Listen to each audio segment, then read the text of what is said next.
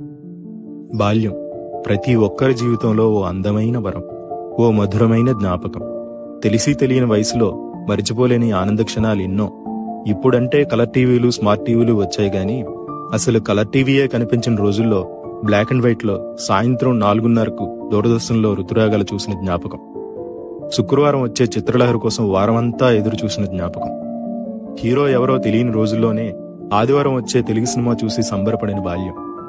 తెల్లటి చొక్కా, బొక్కలతో నిండిన నీలం నిక్కరు, కాళ్లకు చెప్పులు లేని రోజులు, బడిగంట ఎప్పుడు కొడతారా అని ఎదురు చూసిన క్షణాలు, అర్థం కాని ఉర్దూ వార్తలు, అర్థమే తెలియని మూగవార్తలు, ఇవే అప్పటి ఎంటర్టైన్మెంట్లు.